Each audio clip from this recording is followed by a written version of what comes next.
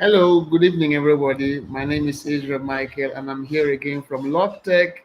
And this is our 5 days online bootcamp training. And we are looking at cybersecurity and ethical hacking. And I want to say once again, you're welcome to this wonderful bootcamp. And I can't wait to get started with you. So, today we are looking at how to set up a hacking lab. So, let's go over to our slides to get started.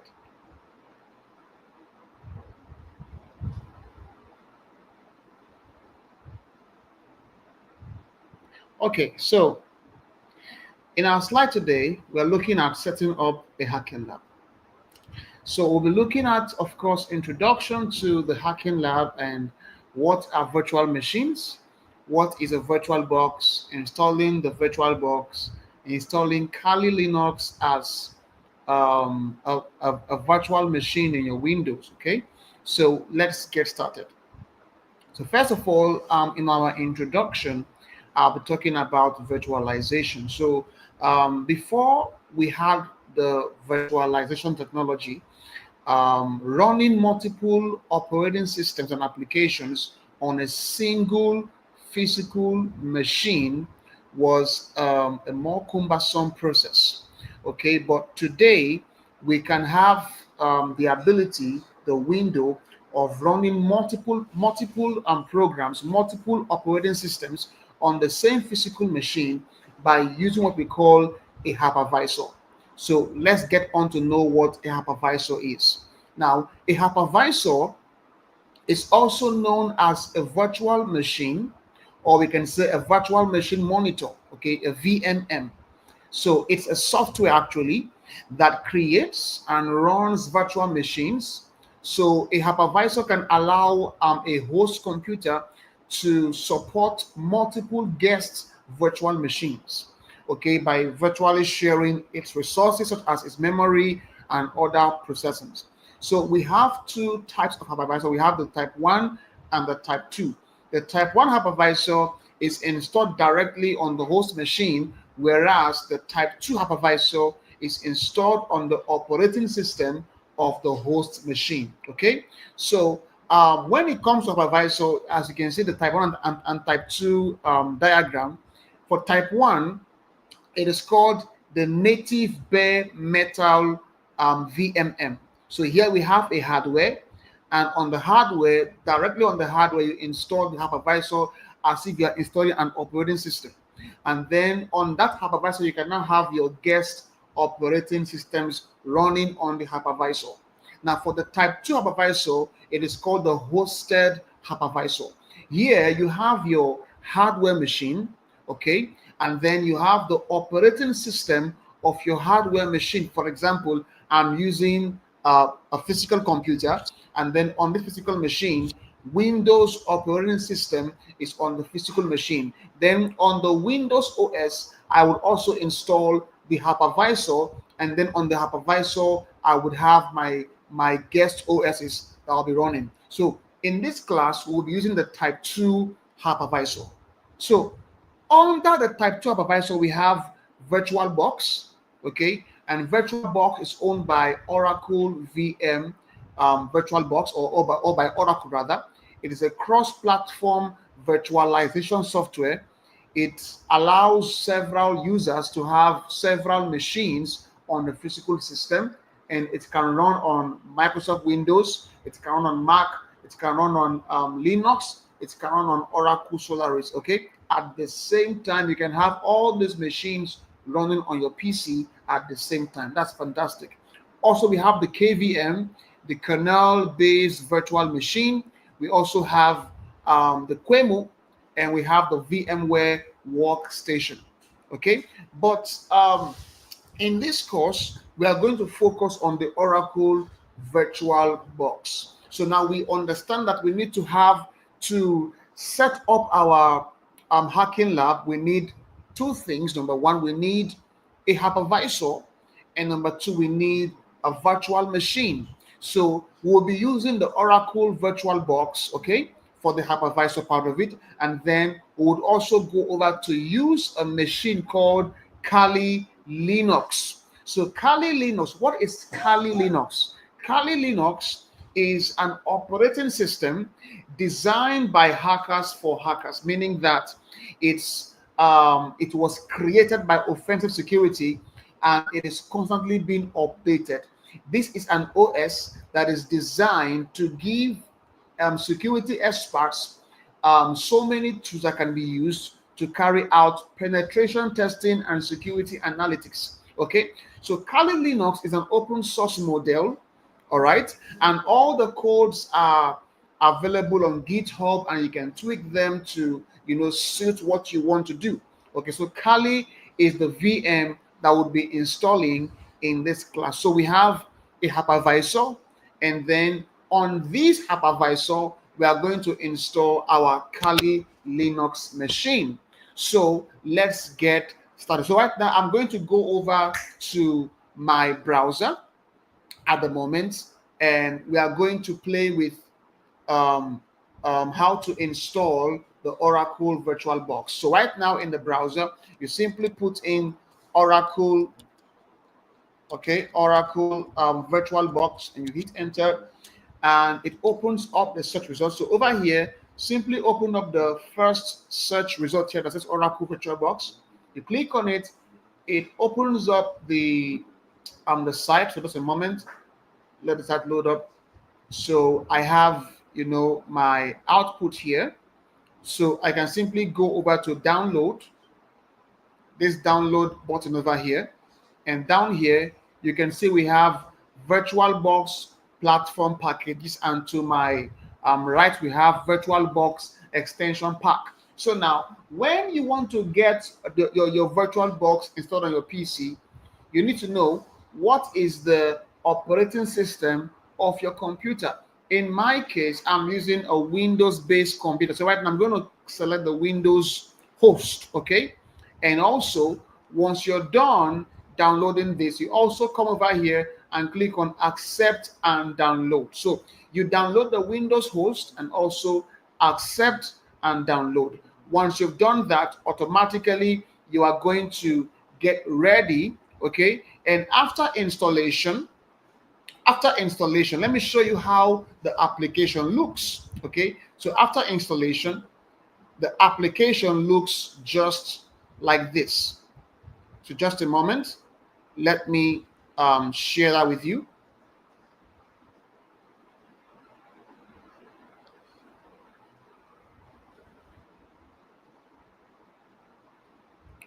Okay, so this is how the VirtualBox environment looks like.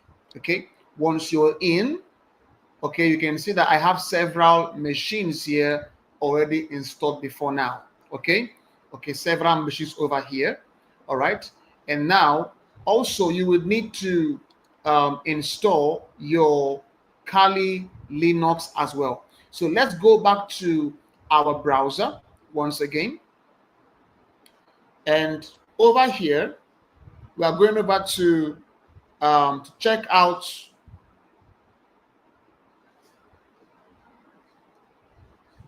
how to download Oracle VirtualBox. Okay, so in here, I'm going to simply search kali.org.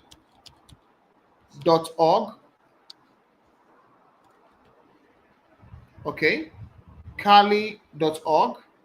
So just a moment, let me ensure that we can see that. Just a moment. So kali.org.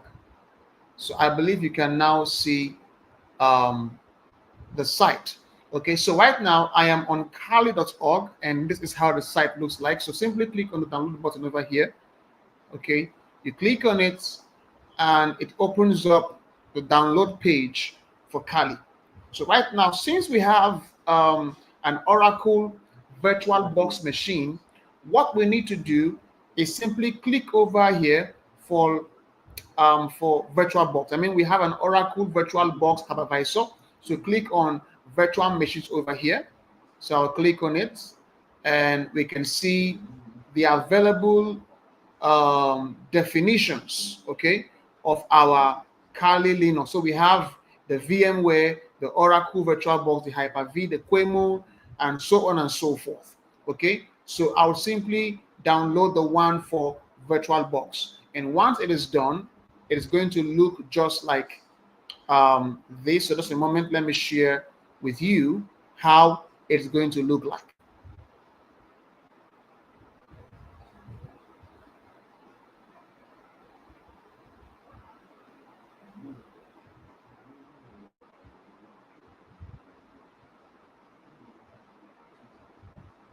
Okay, so it will look just like, if I say Kali,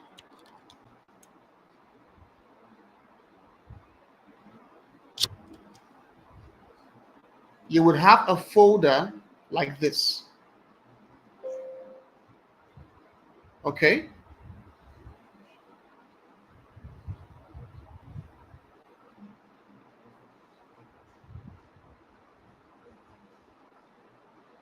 So a folder like this.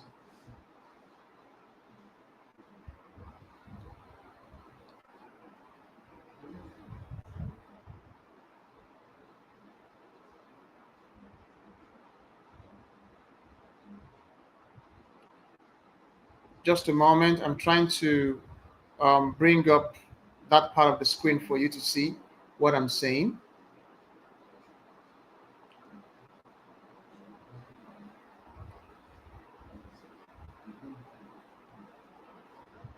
Okay, so in here we have the folder, and once you open it up, you can see these two files in here. Okay, and so you simply click on the blue one having the blue icon over here, Kali Linux, and once you do so, automatically it opens up in your Oracle VirtualBox. And as you can see, it looks just like this highlighted machine over here. Okay, and you can run the machine, and the username and the password is Kali. Okay, Kali is a username, Kali is a password. All right, okay. So once you have done that, automatically you should be in your machine by now. So right now, as you can see, I am in my Kali Linux machine environment. So before we go on, we are going to go on a little break, and we'll be right back. See you soon.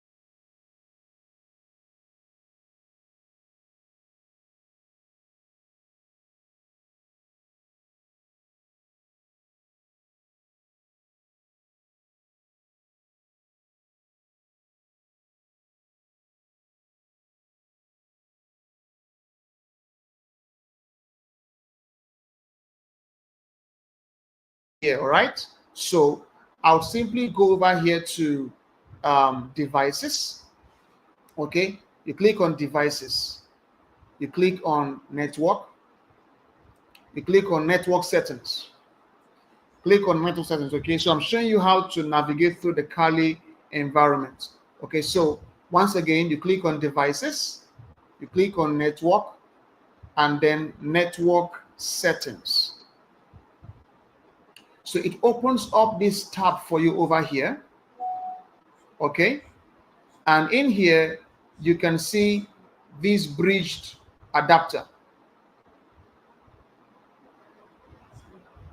Okay. So I don't know if you can hear me. If you can hear me, please drop a message. I think the audio may be down, but I think we'll fix that already. Okay, so I'm still going on, but if you cannot hear me, please drop a comment so that we can fix it for you. Okay, so going on, we have over here the bridge adapter. Okay, so you put your Kali on bridge, you click OK, and then you come over here and you click on wired connection. This angle over here is your internet button. Once you click on it, you click on wired connection, and your Kali is going to, boot up. I mean, the Wi-Fi interface is going to boot up, and then you can now have your internet access.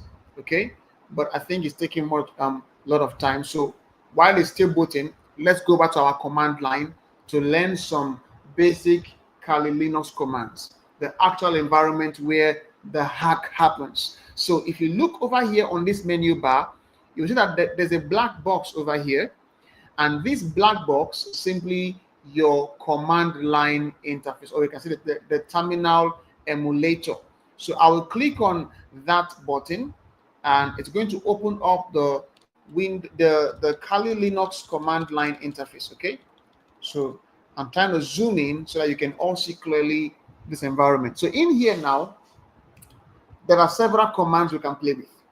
First of all, we can play with commands like who am I? So who am I is a command that tells you the user that is logged in on the Kali machine. Okay, so who am I? And my name is Cybercraft. Okay, and I can check out for host name. It's also a Linux command that tells you the name of the machine, and my machine's name is Kali. Going on, another key command that we can look out for is a command called pwd. So what is pwd? It simply means present working directory. PWD is present working directory. Okay, so I'm going to hit enter, and you can see that right now I am located inside Cybercraft user folder.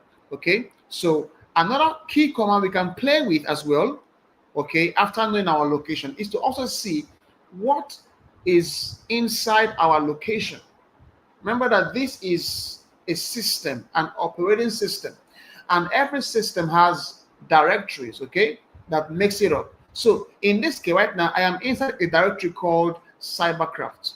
All right, so right now I want to also know what is inside Cybercraft itself, and the command is ls. So ls, hit enter, and we can see all the content that I have inside my Cybercraft folder. Okay, all right, so I can say, okay, for example, looking at this, you can see that I have desktop, document, download, so on and so forth inside the Cybercraft folder. So right now I can say, okay, I want to navigate into the desktop folder. And how do we move from Cybercraft that we are currently located in to the next folder called desktop? The command is cd. Now in Linux, cd simply means change directory. It means I want to move from this folder to another folder. Okay, so cd space, I'll call up the folder's name, desktop, hit enter, and right now, as you can see over here, we have a prompt telling us that right now we are currently located inside the desktop folder. That's wonderful. So right now, next thing that I'm going to do is that I'm going to say, okay, I want to see the content of desktop. The command is ls. Once again, and ls shows me all the contents of my desktop folder. This is remarkable. Another thing we can do as well is we can even create a folder. So right now we are inside desktop. We can create a folder, or you can say a directory. The word folder and directory are used interchangeably, okay? They are the same thing. So I can say, okay, I want to make a folder or a directory. What is the command in Linux to create a folder? Okay, the command is mkdir. So mkdir space, you call up the name that you want your folder to bear. I can say mkdir space, I can say Wonder, enter. And if I do ls now, you can see that the folder name here is called what? Wonder. Okay, so Wonder has now been created inside the desktop directory. Okay, so mkdir is a good command for creating folders. Now, another key command we're also going to be looking at is also how can we create files in our Kali environment. Now, there are two nice tools I would like to introduce you to that you can use to create, your files. Number one is called Torch. Torch is a very nice command in Linux to create a file. So the command is Torch, then space, then you call up the actual file that you want to create. But by the way, when you call a file name, you must always add the file extension to that file. For example, let's say I want to create a plain text file, a .txt file. All I have to do is simply say Torch, then space, the file name. For example, let's say the file name is example. Okay, so I can say example, then .txt. This .txt defines the functionality or the type of file that I'm creating. Okay, so when it comes to file, there are different types. We have exec files, we have text files, we have MP3 files, we have MP4 files, we have PDFs, okay, so on and so on, or so forth. So each of these file extension defines the functionality of the file. So in this case, when I say touch example.txt, it simply means that I'm creating a file that is simply a text file, just a plain text file. Okay, so once I hit enter and then ls to check if that file has now been created, you can see that example.txt is now available inside desktop. Okay, amazingly, we can even be able to create another file using another powerful tool. Or let's say, okay, let's still play with the touch command for a while. I can say touch, and I can call up several file names, and touch can create them all at the same time.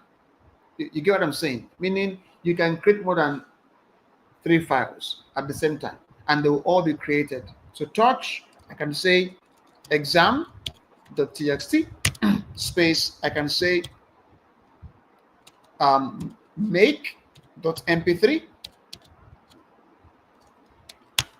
I can say video.mp4.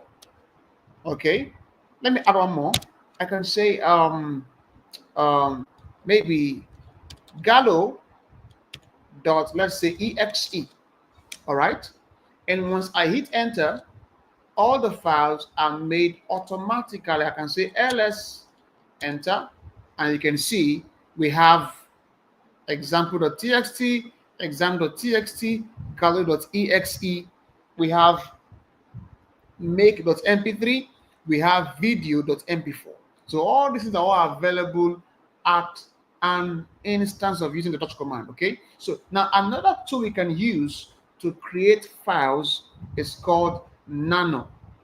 It's another powerful tool. So Nano can be used to create files, or it can be used to edit files. So it's more like a notepad, but an advanced notepad, okay, or editor in Kali Linux. Okay, so over here I can say Nano, then space. Then let's say I want to write into exam.txt. Right now, exam.txt is an empty file. Okay, it's simply empty. So I can write into this file by saying nano space exam.txt,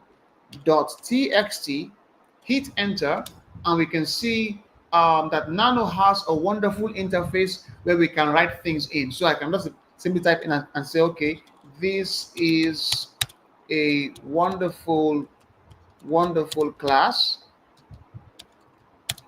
and I am happy to be a part of it. Okay, so right now we have written down something inside this file. How do we save what we have written right now into exam.txt? Simply hit Ctrl O, and it shows you that should it save this file as exam.txt, you say yes by hitting enter, and then Ctrl X brings you out of the nano environment back into your Kali command line interface. Another nice command we are going to look right now is that we can even check out our IP configuration. So just a moment, let me do some changes here. So I want to set my network to, let's say, maybe like NAT network. Okay, that'll be fine.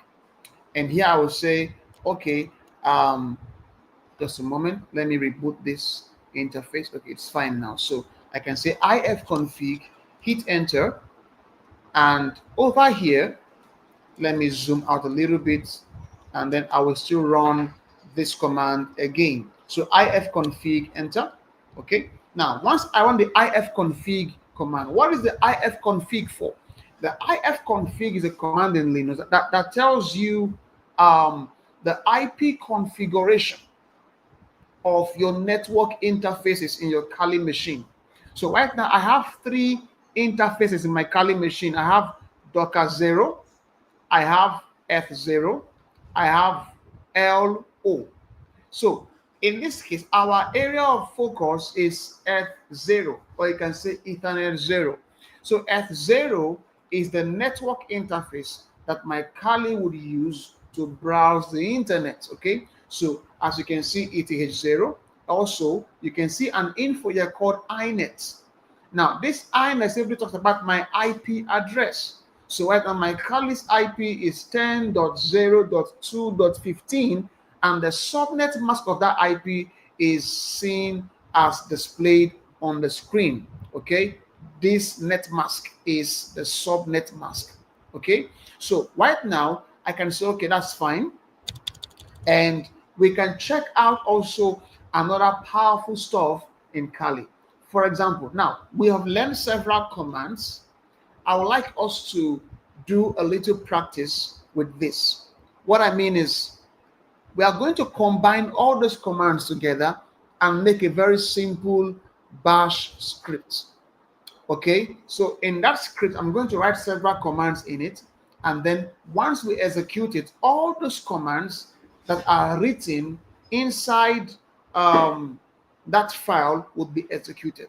So let's see what's up with that. So right now, I'm going to create a file, and I will call it bash. So let's say touch space bash.txt. Hit enter, and then I can use nano to write in my commands into this file called bash.txt. So I will say nano, and I will call up bash.txt. Okay, so in here right now, I'm going to write up several commands. First of all, I'm going to say, okay, cd, and I'll call the path of the location or the directory that I want to navigate into. So cd / I can say / home / cybercraft / let's say documents. Okay, so right now I'm going into the folder called documents. Hit enter. So this is the first command that once we execute this text file, it's going to happen as such. Okay, so first of all, the first command is cd into the path that leads to documents. That's number 1. Number 2 is inside document, what should happen? I can say mkdir, and I can say, okay, make a folder called logtech bootcamp. Bootcamp.txt, and I'll hit enter. Now the next thing, sorry, that's a folder and not a file, please. So right now the next thing I'm going to make is a file that should be inside logtech bootcamp. Okay, so to achieve that, I have to first of all enter into this folder called logtech bootcamp by saying cd logtech bootcamp. So right now, ideally, we have entered into Logtech Bootcamp. The next thing now is to create a file that would exist inside Logtech Bootcamp by saying touch space online training online training.txt. That's one. Then enter. I'll also make another thing by saying, okay, also um, touch maybe cybercraft underscore class dot mp4. Okay, that's lovely. And once you're done with that, once you're done putting in all your commands and so on and so forth, the next thing is to save what you have typed in. Okay, by simply saying Control O, enter, and then I would say Control X. So I would say ls, hit enter, and we can see that we have a file here called bash.txt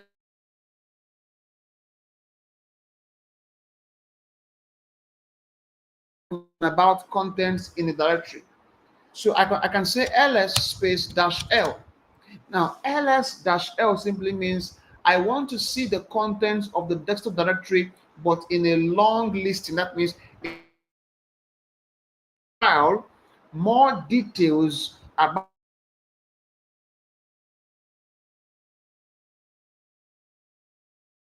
enter, and you can see that in an arranged tabular form, I have my contents, okay, the file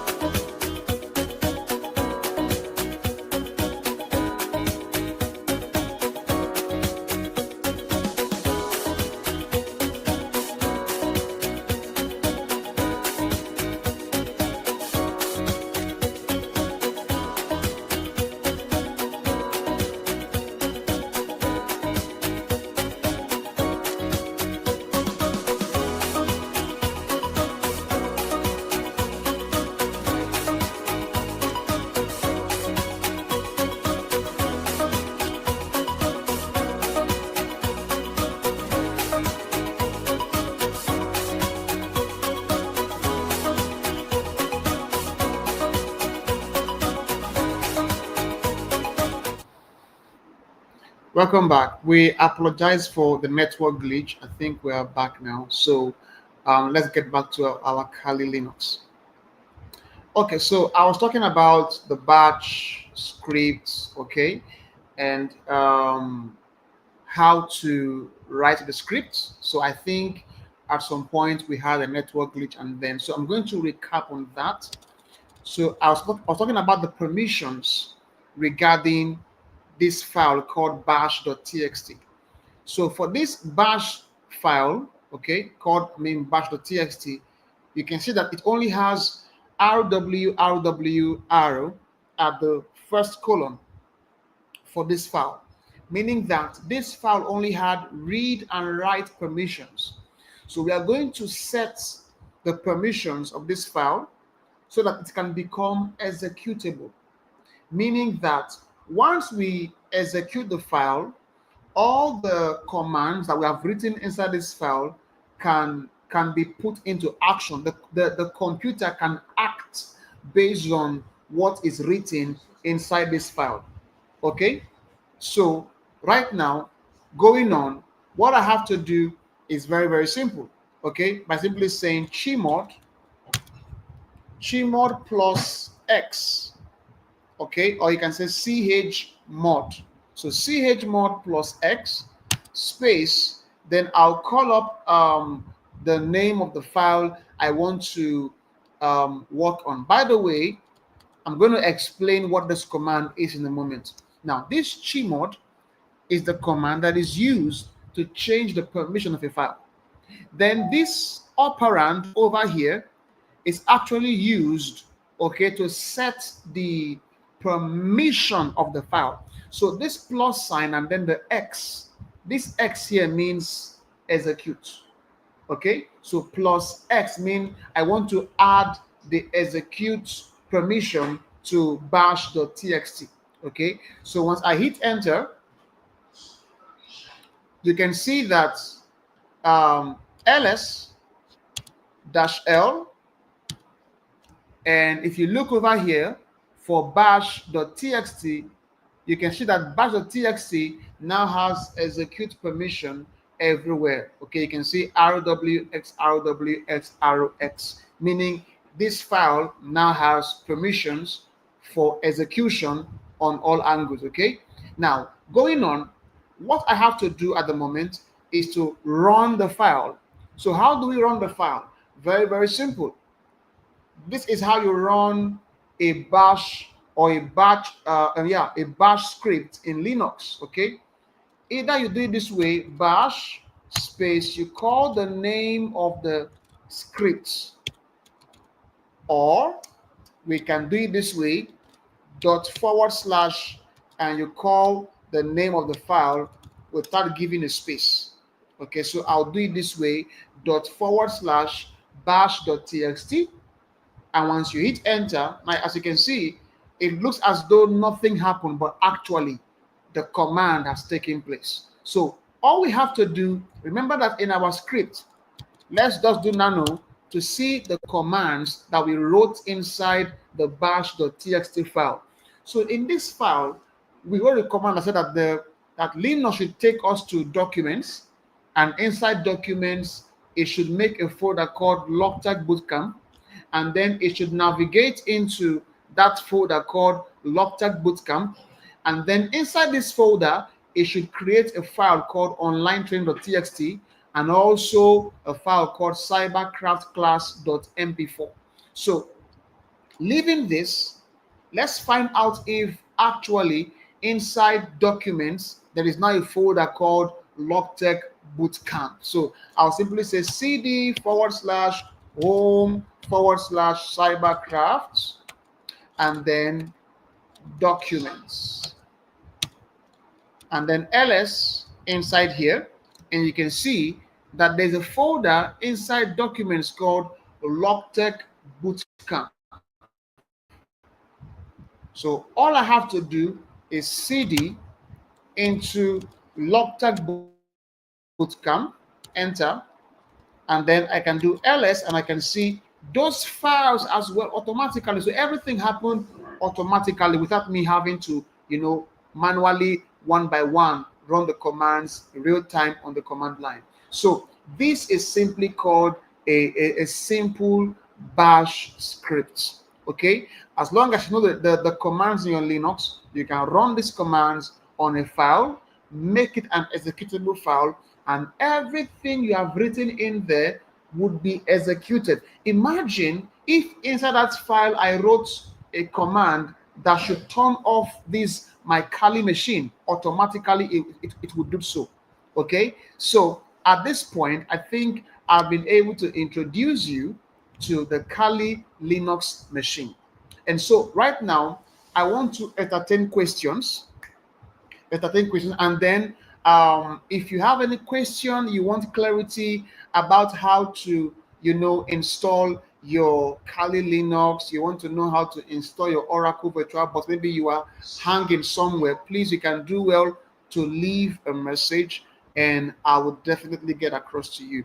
So I think at this point we have come to the end of today, and we're going to continue again tomorrow by 7 p.m. So do well to join us and don't miss the class. See you tomorrow, 7 p.m. I remain Israel Michael. Good night.